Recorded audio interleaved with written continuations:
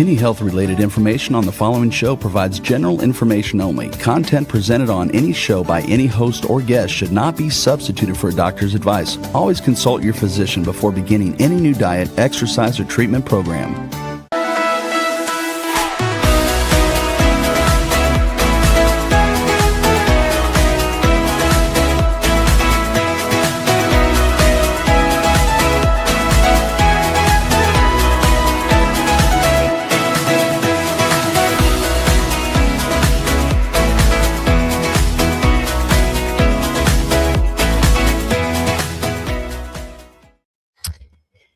Hello, everyone, and welcome to 5 to Thrive Live. I'm Karolyn Gazella, and I'm here with my co-host and good friend, Dr. Lise Alschuler, who is with me today. Hello, Lise. How are you?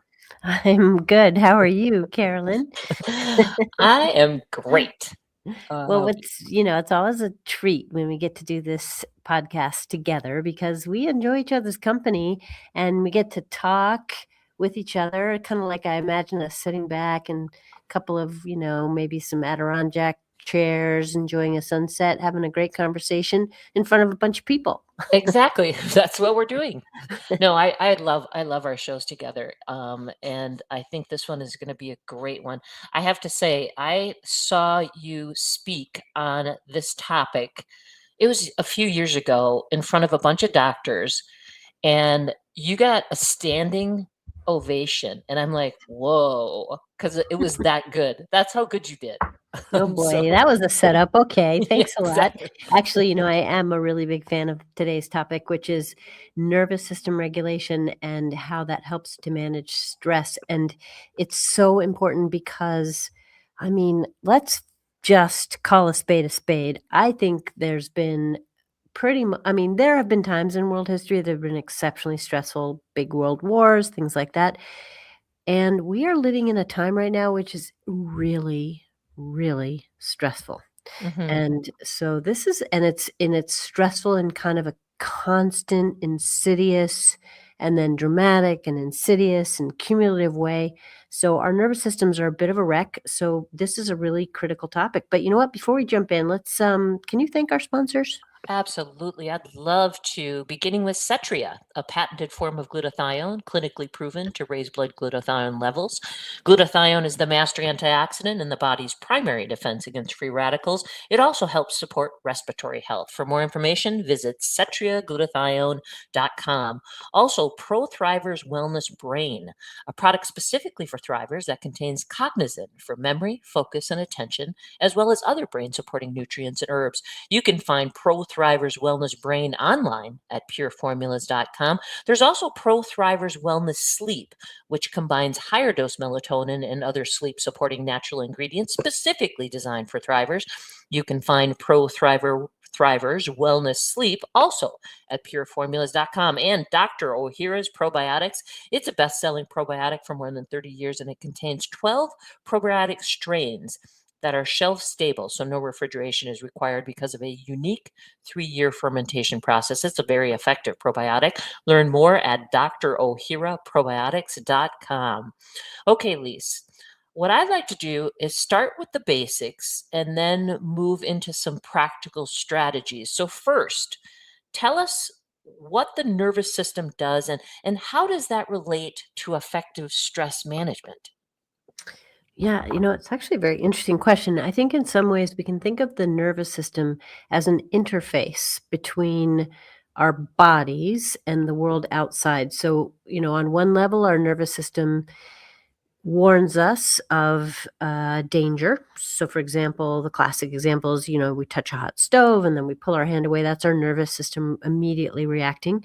Our nervous system is also about regulating our body so that we have a coherent and cohesive way of functioning. So our nervous system regulates our heart rate, it regulates our blood flow, it even, regulates the way in which our intestinal system contracts and digests. And the big sort of head honcho, if you will, of the nervous system is historically thought to be the brain.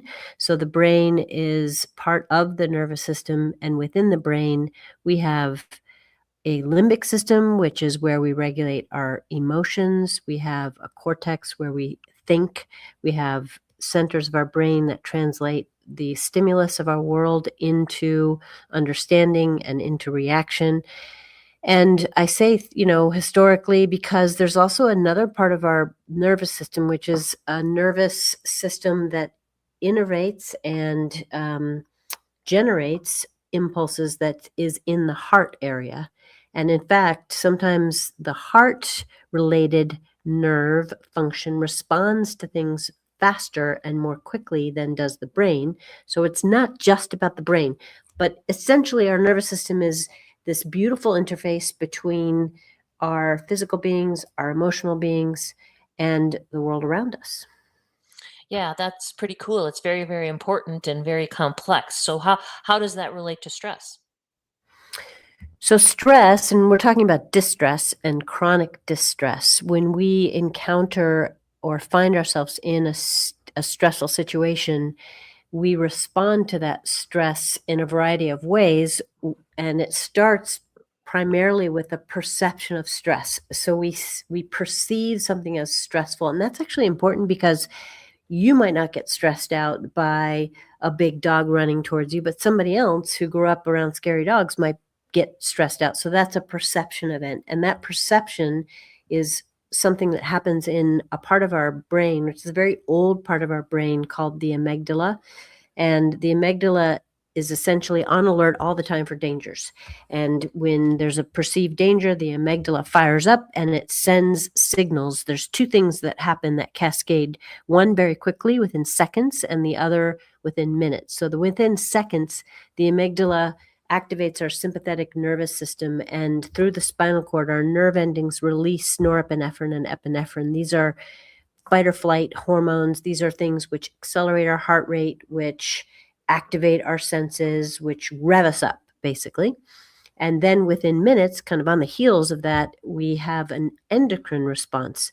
So this is where, through the amygdala activation, we trigger our hypothalamus, which in turn signals our pituitary. Those are still in the brain. And then that message travels all the way chemically to our adrenal glands, where the adrenal glands, which are sitting right on the top of our kidneys and our mid-back, secrete cortisol. And cortisol is often referred to as the stress hormone. When we're under chronic stress, our adrenal glands, because of that signaling, will elevate and sustain its production of cortisol. And when that happens over a long period of time, that cortisol level rises to a point where cells become a bit resistant to it, just like people have probably heard of insulin resistance, which is a pre-diabetic state. High levels of insulin over a long period of time, cells become resistant to the insulin, and the message doesn't get through that insulin normally does. Same thing with cortisol. So high levels of cortisol, the message doesn't get through. So instead of cortisol being a response to an acute stress, which normally causes us to react and then kind of calm down, it stays high, and the cells don't get that kind of regulatory effect, and we start to disintegrate, really, and we start to see dis-ease come into body. So under chronic stress, basically all chronic diseases, you can fill in the blank, can start or be accelerated. So stress is a very deleterious influence in the body. Yeah, and it is amazing that the body has such a physical response inside the body. Like there's a lot of physical things and physical ramifications going on inside the body when we perceive stress and when it becomes chronic, right? Absolutely. And, I think this is one of the maladies of chronic, of current life, because we are really out of sync in many ways, and we live such busy, productive, demanding lives that we are encountering the stress of our daily lives constantly and keeping our stress response system on activation mode. So we get essentially stuck in the on position in terms of our stress response. And that's really where we start to see things like trouble sleeping. Or we might have low energy during the day, so we get fatigued. We start to get blood sugar irregularities. We start to get more joint aches and pains, digestive issues, and even immune dysfunction. I mean, The list literally goes on and on. So stress is not something that we can just sort of push aside. I'll deal with it later, because it's starting to, as I say, unravel our health from the minute it starts to become a constant in our lives. Yeah, can you be a little bit more specific about the health ramifications? I mean, like, for example, if a person is under chronic stress, could that lead to the development of cancer? Or so give us some specifics as to why it's so important to have a regulated nervous system. So essentially, what happens is when we're under chronic stress, most people are in a state of what we call hypercortisolemia. So this cortisol level, which normally, in addition to being secreted in high amounts following an acute stressor, and then it comes back down to normal, when we're under chronic stress, it stays at sort of an elevate, it never comes back down all the way. And the other component to this is that there's a diurnal or a daily rhythm to cortisol, such that it's generally highest in the morning, and then it naturally comes down over the course of the day, and then it starts to creep back up as we sleep. So this is this nice wave-like pattern. And it turns out there are actually genes in our body, which are called clock genes, and those genes are turned on or off specifically in relationship to the amount of cortisol in this circadian pattern, or its counter hormone melatonin, which has a wave-like pattern as well, just the opposite of cortisol. And these clock genes function either turned on or off in response to melatonin or cortisol. So if we're under chronic stress and we don't get that wave-like pattern, and instead we invert it, or we have kind of a flattened high level, then it disrupts the function of our clock genes. And our clock genes are important for a lot of what I call housekeeping functions that are very important to our long-term health. So when our clock genes are not functioning well, then we don't do cell cleanup very well, which is a process called autophagy or senescence.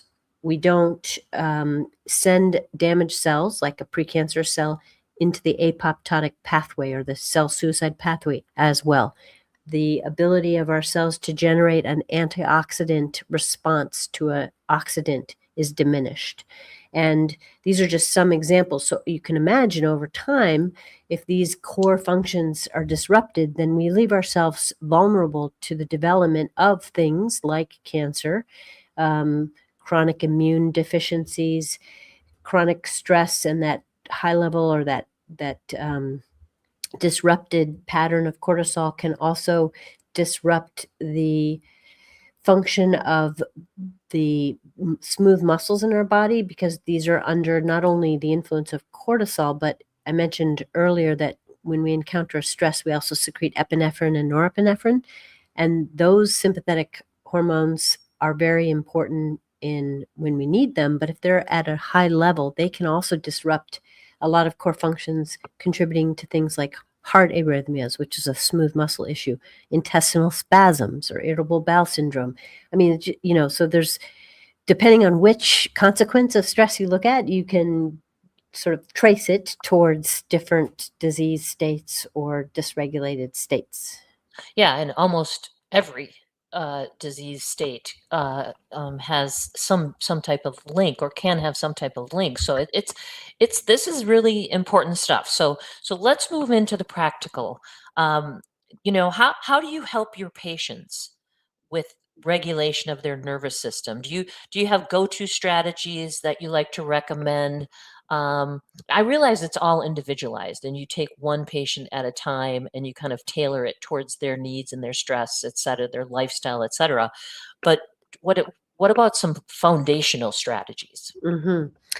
Yeah, let's go back and forth, because I know this is important to you and you have a lot of strategies and you are asking me all the questions, and that's not fair. So That's I'm going okay. to ask you some too. That sounds Um, good.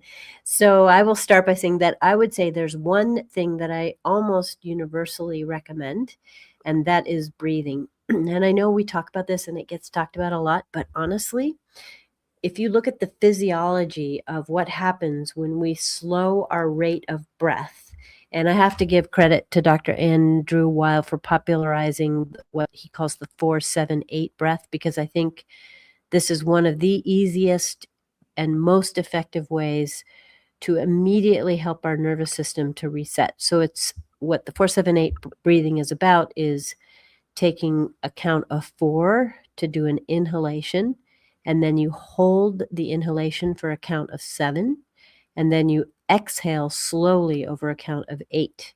And just doing that 2 to 4 times is an amazing reset. So it's a really good practice for when you've just experienced something that's very stressful. Actually, I had this experience today, and then I just took a minute. I stepped out of the situation I was in, and I did 4-7-8 breaths, and I just regained my equilibrium, my equanimity enough to kind of re-engage with a less stressed feeling. And if we were to do just that, just the breathing, every time we just feel that stress upon us, the impact would be extraordinary over a period of time. So that's my favorite strategy. So what about you, Karolyn? What's your go-to? Oh man, I've got lots, but I am going to give you one that is super unique, and I feel that it's really easy.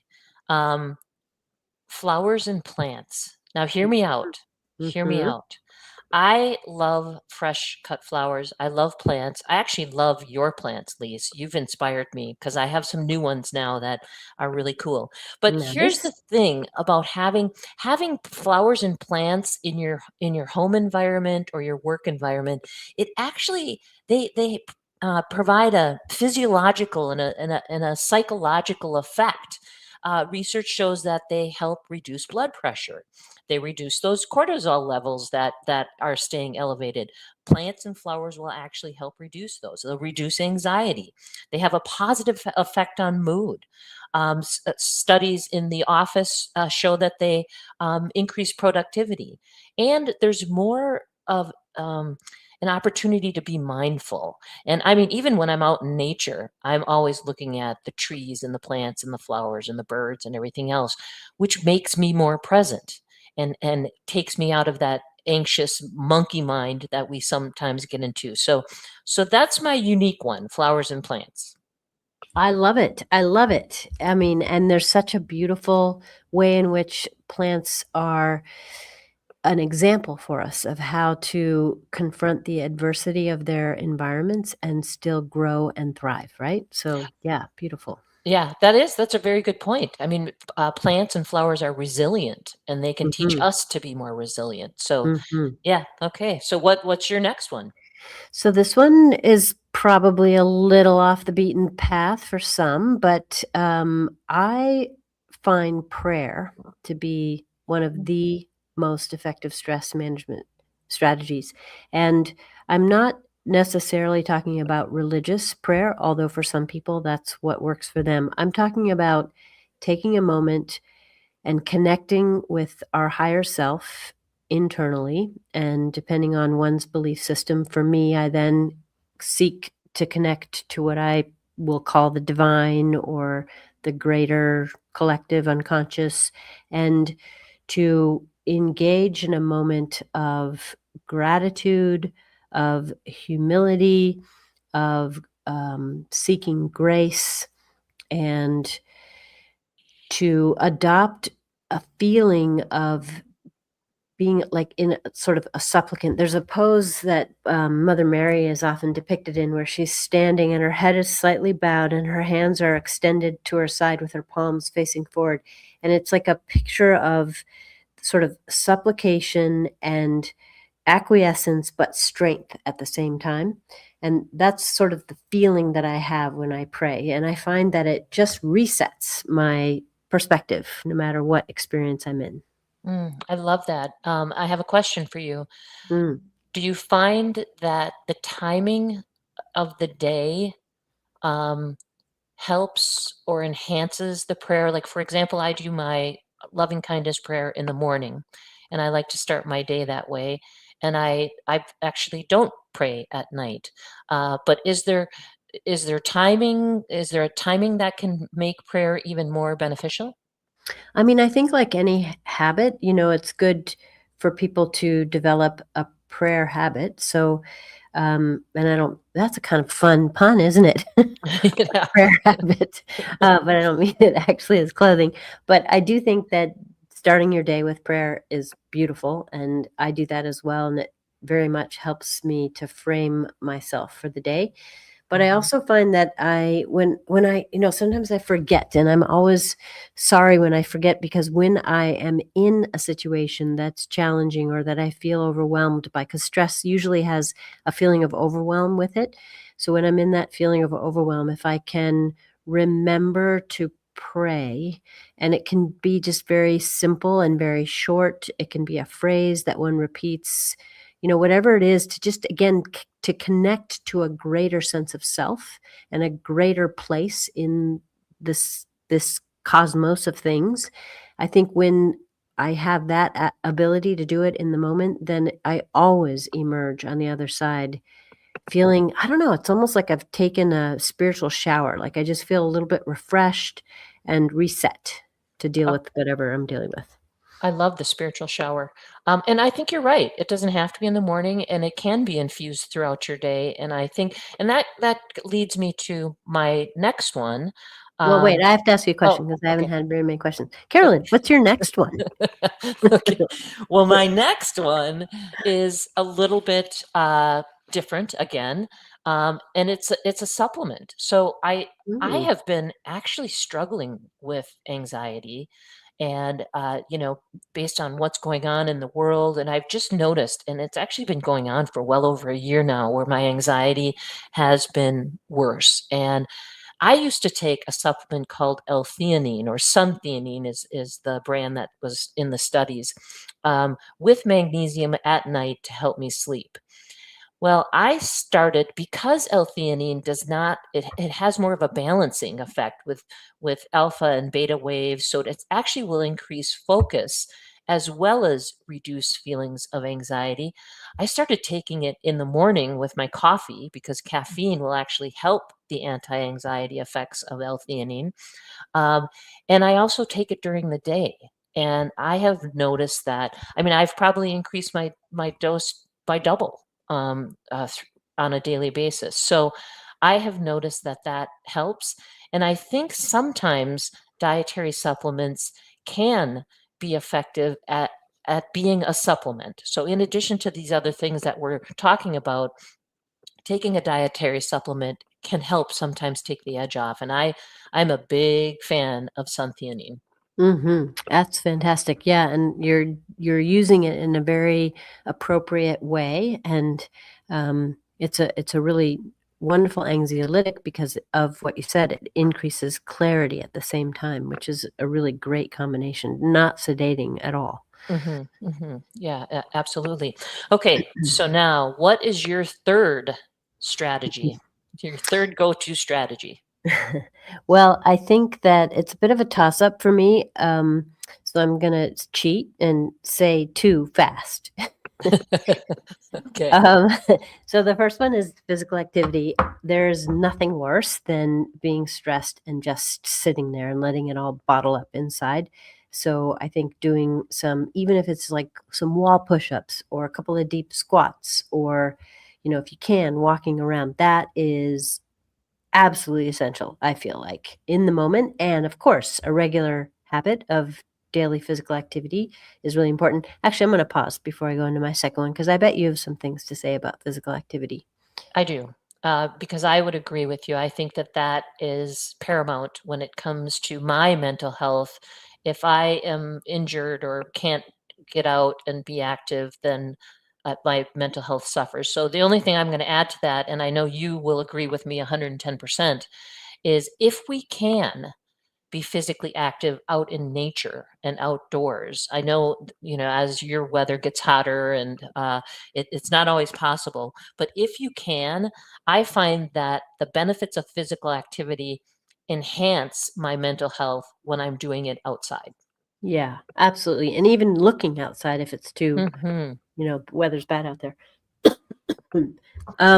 So my other thing, which is, this is definitely a departure, but I want to put a plug in for doing something that just feels really comfortable. And this is sometimes a habit that would be characterized, and I'm using air quotes, as a bad habit. But, maybe it's eating a comfort food, or I don't know what other bad habits there might be. Ordering takeout or sitting on the couch and just vegging in front of a TV. I don't really know, but I think that there is something to be said for doing something that feels comfortable, even if it might not be super uber healthy, as long as it's not overly harmful to you if you repeat it often. And the reason I say this is because when we get into that comfortable place, usually it's something comfortable because it's something that we've developed from early in our life.